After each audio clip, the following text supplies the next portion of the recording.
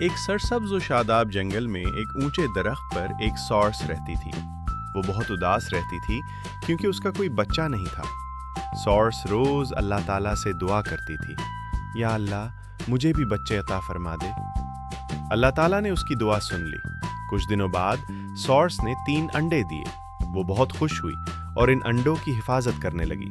وہ روز ان سے باتیں کرتی اور کہتی، میرے بچوں، میں تمہیں کچھ نہیں ہونے دوں گی۔ اسی درخت کے نیچے ایک سانپ رہتا تھا۔ ایک دن سانپ کو پتہ چل گیا کہ سارس نے انڈے دیے ہیں۔ اب وہ روز ان انڈوں پر نظر رکھنے لگا۔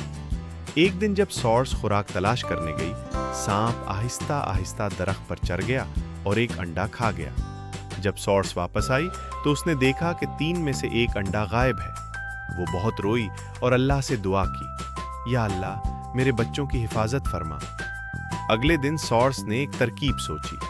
اس نے قریبی گاؤں سے چمکتا ہوا کنگن اٹھایا اور سانپ کے بل کے پاس رکھ دیا۔ جب گاؤں والوں نے کنگن دیکھا تو انہوں نے سمجھا کہ یہ سانپ چرا کر لایا ہے۔ لوگ آئے اور سانپ کو وہاں سے بھگا دیا۔ اب سارس کے باقی 2 انڈے محفوظ رہے اور کچھ دنوں بعد ان میں سے ننھے بچے نکل آئے۔ سارس بہت خوش ہوئی اور اللہ کا شکر ادا کیا۔ اللہ پر بھروسہ کرنے والا کبھی اکیلا نہیں ہوتا اور عقل سے کام لینے والا مشکل سے نکل آتا ہے۔ مزید کہانیوں کے لیے سبسکرائب کیجیے۔